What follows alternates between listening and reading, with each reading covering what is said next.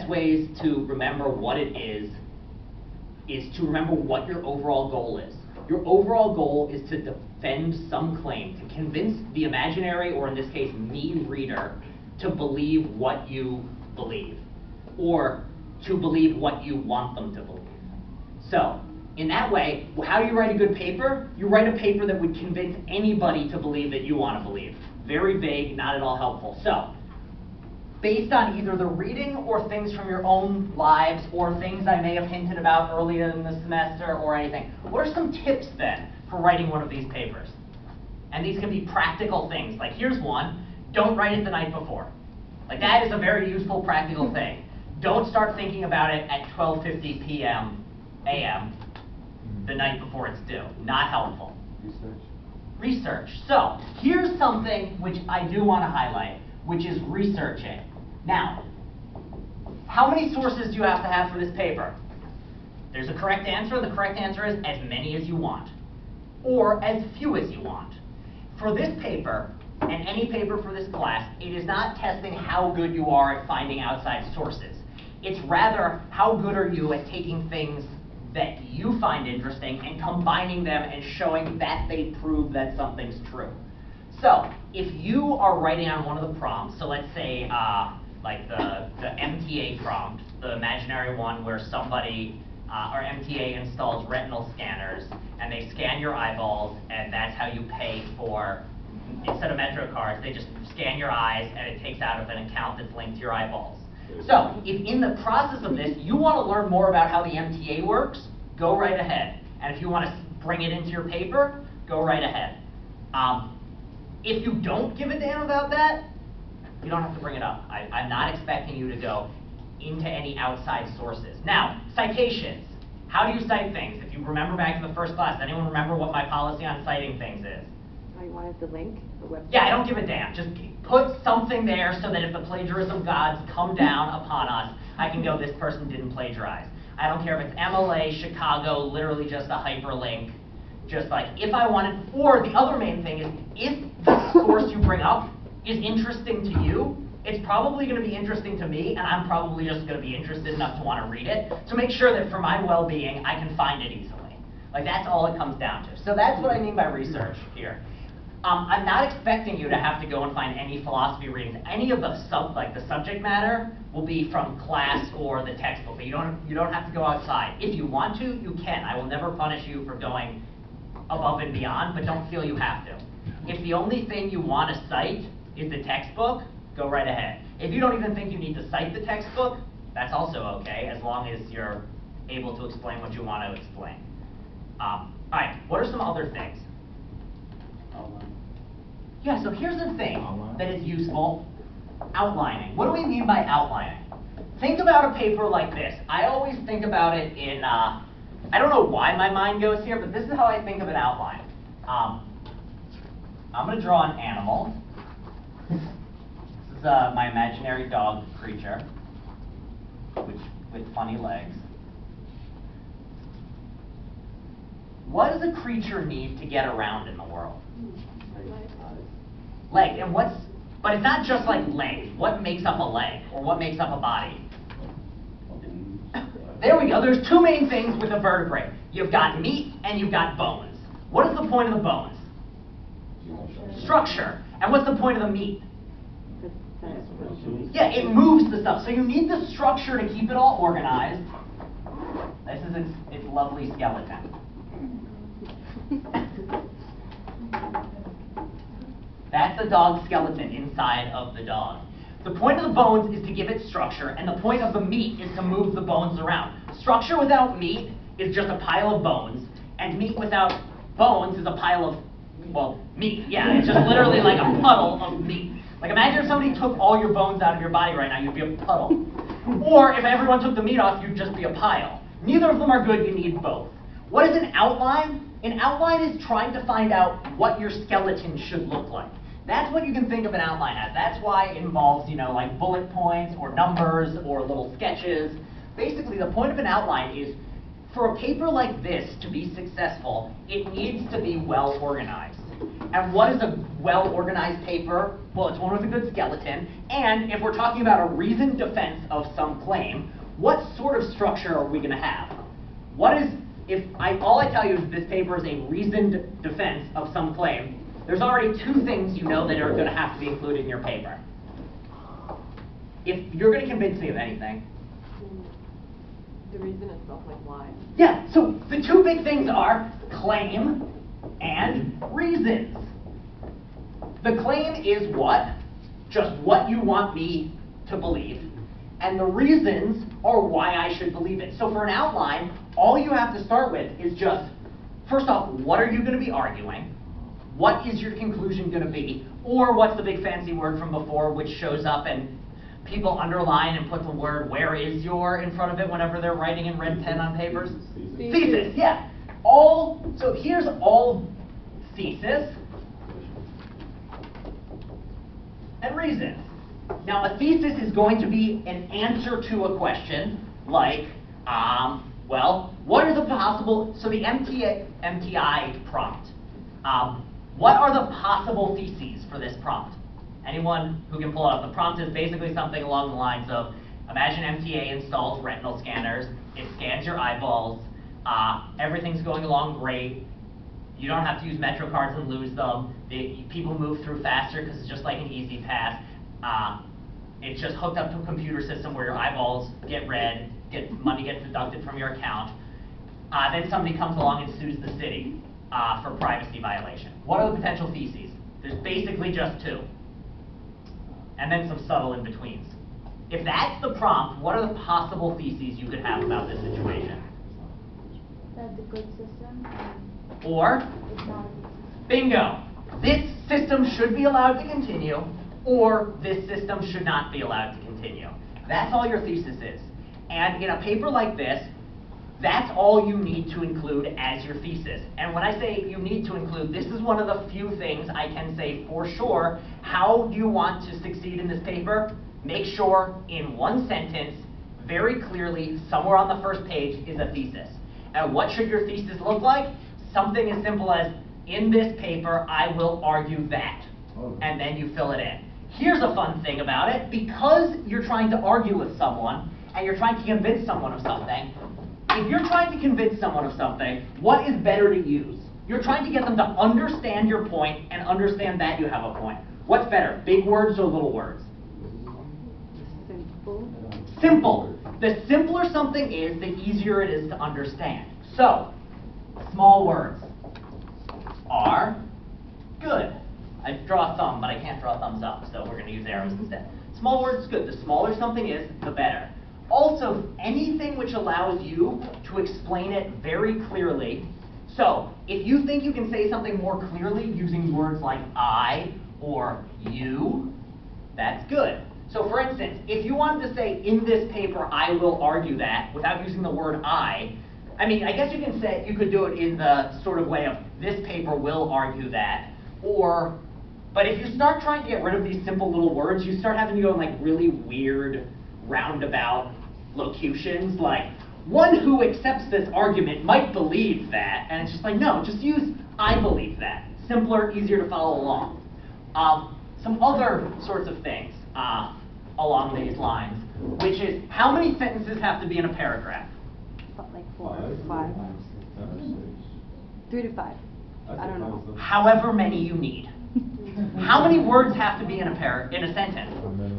However many you need. How many paragraphs have to be in a paper? However many you need. And this is the gray area of it. There's not a right answer to this question. The way it comes down to is, how can I best convince my audience or my reader of my point? If I can explain this in one sentence, then that's all I need. If, however, I'm explaining something complicated, like imagine that you were arguing for something, so one of the prompts I've given in the past, which is what the sample paper, which I'll be sending out either this afternoon or tomorrow, so you just have something to look at, and we will also be talking about it next week in class. Basically, the prompt was, imagine you're walking down the street with your best friend, the devil pops up and says, either shoot your best friend or I'm going to blow up a town. what's the thesis in this prompt? What are the two potential theses? Do you shoot your friend, or do you if you shoot your friend, then the devil says he'll save the town. If you don't shoot your friend, the devil says he'll kill the town. So the thesis is, I believe I should shoot my friend, or I believe I shouldn't shoot my friend. That's your thesis. So, and then the reasons are things like, well, why is your friend who says you should shoot them wrong? So your friend says, I'm an act utilitarian, I believe you should shoot me. So now, in the course of this paper, some of the things you're going to have to talk about are, well, what the hell is act utilitarianism? Because if you're trying to convince someone of something, say you're that person, you're like, all right, shoot me, save the town, I'm an act utilitarian, let me explain to you why that means you should shoot me. If you're going to explain this to a person, you need to explain what act utilitarianism is, why they should care, that sort of thing. This will make more sense when I actually give the prompt out. But that's what I'm talking about, is if you have to convince someone of something, you have to make sure that you've explained all the details of what it is you're talking about. So, if you're doing a paper topic on data mining, you can't just say, I believe data mining is wrong, without telling the reader what data mining is. And how many sentences is it going to take to explain what data mining is? That's the devil's in the details. That's the decisions which you have to make. And how quickly and how many words and how you explain it, that's where the real test part of it comes in, is can you look at this and decide like, oh, I think I need 5 sentences here, and because I think I need 5 sentences, because I can imagine somebody else reading this paper and it would take them about 5 sentences for me to understand what the hell I'm talking about. So that's why there's not a clear answer for how long a sentence or how many reasons or how many paragraphs. In the same way, for your paper, the thesis is pretty straightforward. It's right there in the prompt. So one of them, the possible theses are, this program should be allowed to continue, or this program shouldn't be allowed to continue. And then the gray area in between is something along the lines of, the program should be allowed to continue so long as this and this and this are done. But that, as long as you have a yes or no. Now, the missile system prompt. Imagine that a company builds a new missile system. Everything seems to be going fine. There's no evidence that the company did anything wrong. However, some bugs in the system cause the missiles to launch, shoot down a passenger airplane, and kill some soldiers as well. What should be done about the company? The CEO says you should just fine us, but nothing more. Some people are saying we need to liquidate the company. What are the possible theses here? We should either liquidate the company. Yeah, or exactly. We should thesis 1, I believe that the company should be liquidated. Or, I believe that the CEO is correct and the company should only get a large fine. That, again, is the thesis. And then the last one is... But can we go like different paths? Yeah, so, and this is where there is not a right answer. What you could do is you could say they're actually both wrong. The CEO should be fired, as should X, Y, and Z, and they should be forced to pay a fine, but they shouldn't be liquidated. So you can take a middle ground here, and this is where the devil's in the details of these. And the other thing about these prompts is they're designed so that you can approach them from any number of directions that you find interesting. I want you all to find, my goal with these papers is 1, for you to practice critical thinking, and 2, to make the processes, I'm not going to say pleasant, but as not unpleasant as possible. So, yeah, all right. I am starting to see some blank stares. This is the look of people who have been rambled at about paper writing for 45 minutes. So, let's all stand up. Stand up. Up, up, up, up, up.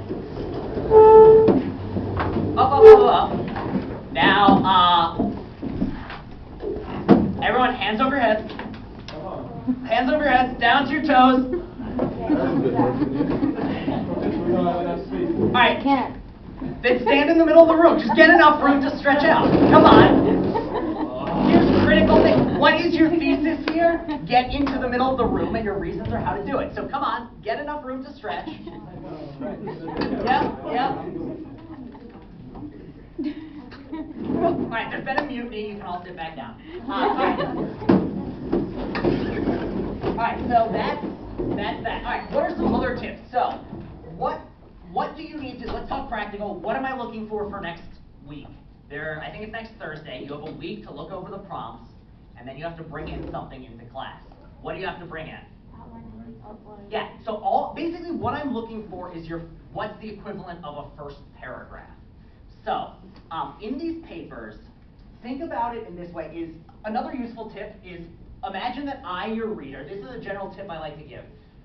Imagine that when you're writing your paper, you are not writing for me as you know me. Imagine that the night before I have to read your paper, I have run into a tree, and I'm really concussed. Like, I'm very fuzzy-headed, I can't think straight. Or, you can just imagine that the person reading your paper is like 8.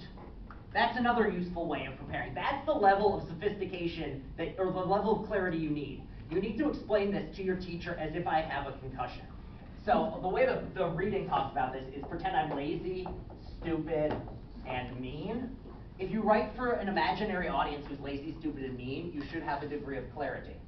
Now, because your reader's lazy, stupid, and mean, you need to spoon feed them everything. You can't just assume they'll know what you're talking about. So that means in your first paragraph, there's basically 3 things you need to do.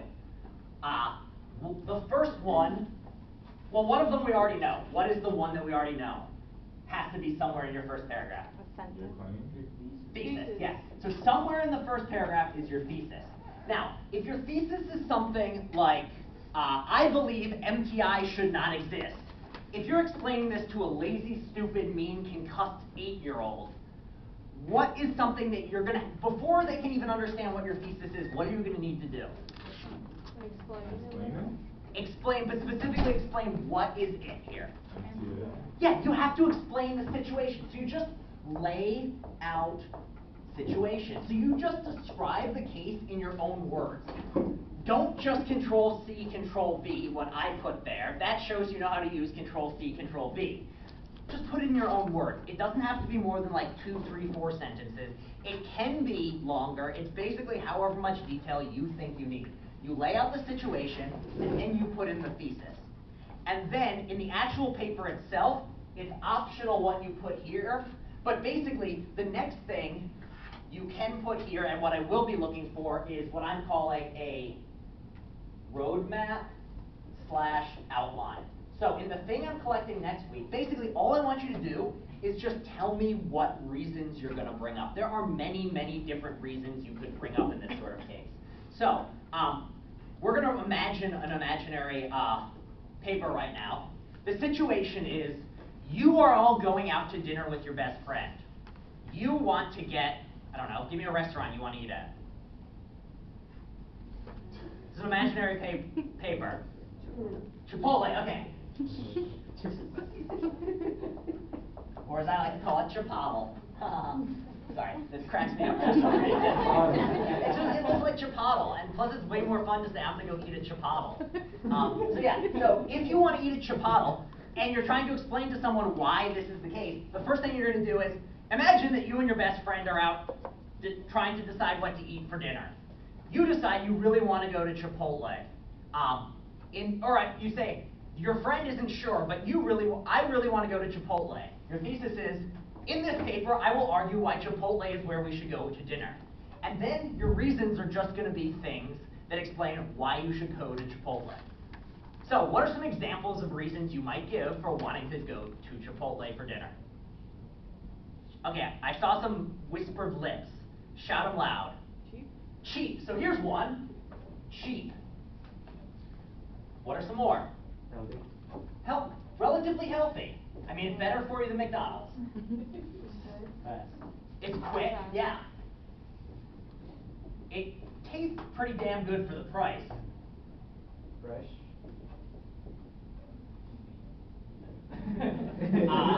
Fresh. What was it that they had a while back? Chicken. No, like a year ago. Was it Salmonella or E. coli? So there was something. So we would say they don't have E. coli anymore. They got rid of E. coli. So these are the sorts of things you could give for reasons. Now, what I'd be looking for in the outline, so we can imagine, like if these are our reasons, you don't have to talk about all of them in a paper. So, what you want to do in the actual paper is, so what I'm looking for next week is just something like, in this paper, I will argue that, so you just say something like, I'm going to talk about prompt blah, blah, blah. In that prompt, you imagine MTI, you lay out the case, and you say, my thesis will be that this person should not be allowed to do it. The reasons I will give for this are, and then you can just like quickly, so in this case, you could just say something like, it's cheap, and so you would save money compared to other places, or just like, it's cheap, it's healthy, it's quick, but go into like one sentence detail each. So say something like in this Chipotle case, you could say something like, Chipotle, the average price of a Chipotle meal is under $10, which will allow you to save money for more important things in life. And so in this case, it would be something like, I believe that so-and-so is correct, that MTI shouldn't exist. The reason being that it violates his privacy because MTA can know where he is, and then fill in the others, which I don't want to say out loud because then I'm just writing your paper for you. So, now what sorts of reasons you can have can come in many different varieties. So in this case, another sort of reason you could have, rather than just what Chipotle's like, you can imagine what somebody against your view would say. So in this case, you can imagine your reasons could be something like, it's healthy, it's cheap, and while someone might be concerned about E. coli, there's good reason to think they got rid of it all and you don't have to worry. So that can also count as a reason. You want, though, to make sure that your reasons are good ones. So, for instance, if instead of Chipotle, we decide, we're talking about, do you want to eat at Olive Garden, one of the potential reasons you could give is that it's Post Malone's favorite restaurant. But I'm not sure whether or not that's a true fact. Post Malone loves Olive Garden. He's a rapper, singer guy. If, however, someone comes along and says Post Malone's favorite restaurant is Olive Garden, that's not really giving you a reason. Or in this case, imagine someone comes along and says, you should eat at Chipotle because it starts with a CH. It's like, well, okay, that's true, but like, it doesn't really help. So make sure that the reasons you're giving are reasons, not just true things about it. In the same way, like if somebody comes along and says, I'm a vegetarian, and you're like, what? And I think you should be a vegetarian too, they're gonna bring up things like animals are cute, or being a vegetarian is healthier, or things that actually make it, they're not just gonna be like, well, I owned a dog once. Like, well, yes, that may be true, but, and in the same way, like, I might tell you why I am a Knicks fan, but that doesn't mean you should be. So in this case, with the actual thesis, explain to me, like, why I, as the reader, should agree that MTI should or shouldn't exist, or why you believe that this company should or shouldn't be liquidated. And make sure that your reasons are not just descriptions of the case, but also, like, things which anyone can get on board with. Does everyone understand what I mean along those lines? Now, some other quick tips. Going along the lines of how many pages do we have to write? It's supposed to be 3 to 5. I'm glad you brought this up.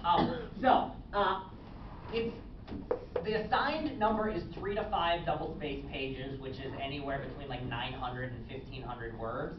However, that is a suggestion based on how many pages I think it should take to write a good response to the prompts I've given you. If you turn in something which is 2 pages long, but is clear, well argued, and just overall a great reasoned defense of your claim, I will not take off points for being under. If you get carried away, and you're like, I'm loving this paper, I've got 26 pages, I will not take off. Don't feel you have to. Also though, if your paper's gone 26 pages long, there are 2 reasons behind that. Either 1, you've come up with the most kick-ass argument ever, or 2, your delete key broke. One of those is a good reason to have a 26-page paper, the other one is not. You can always just, highlight it and then hit like cut, and then it'll disappear. So the answer to that is aim for 3 to 5. If you run short, that's fine, so long as it's clear and well explained. If you run long, that's fine, so long as you're not just rambling. 3 to 5 is a safe aim, though. Okay. And how many paragraphs are you? I think you weren't here for this. The correct answer to how many paragraphs you need in your paper is? As many as you want. as many as you need. That's what it comes down to. And there's no better answer than that. And here's the other thing about papers, spelling. I don't care. If I can figure out what you're saying and it's clear, like the main reason that spelling matters is because it makes it easier to follow along with. The main reason that paragraphs matter is because it's easier to follow along with. This little indent at the start of a paragraph, if it's like this, down below, it just makes it easier for me to recognize that you're changing topics slightly. But if you can make it clear that you're changing topics without actually including indents, I'm not going to take off points for it. It's just to make it easier. If you decided you went on a vendetta and you hate the period and decide to make it one super long sentence, as long as it's clear, I'm not going to take off points. Now, it's really hard to write something clear in one sentence. Like, that's just a general fact. But if you can pull it off, go right ahead. So, all spelling, punctuation, I don't give a damn. The comma is a dumb thing. I don't like them. I don't understand how they work. I don't know how they're supposed to work. Just take pauses when you're speaking and you don't need... Screw them. Alright, anyway, those sorts of things. Also, again, citations, as long as I can find what on earth you're citing, that's okay. I just don't want the plagiarism gods to get mad. And two, if you are, if you don't feel like including any sort of citations, like you just want to use the textbook, that's fine. And if it's from the textbook, it should be pretty clear that it's from the textbook, and I don't really need the citation. Now, if you're somebody who, like, you feel very strongly about it, or you just like to get in the habit of, like, I need to practice making sure that all the little things line up, and I like to have a thing, and then include it. Your name should be on it. That is something which matters, because otherwise I can't give you a grade. So for next class, what I'll need is bring in 2 copies of your thing, or if you don't have a printer or anything that's working, email me a copy and then have a digital copy in front of you, because what we're going to do is do a sort of peer review / self-review of, like, I don't like to make people give other people their writings if they don't want anyone else to have their writings. So if you want to just like look over your own thing based on what we're talking about, that's fine. If you want a different pair of eyes and you trust someone to read over like what you've written and like understand generally what you're talking about, that's what we'll do too. And we'll probably spend like 15 minutes. Can we include a counterclaim to like? Yes, absolutely. So thinking about counterclaims in terms of reasons is one of the best. So imagine you say, like, here's my thesis, here's reason 1, and then reason 2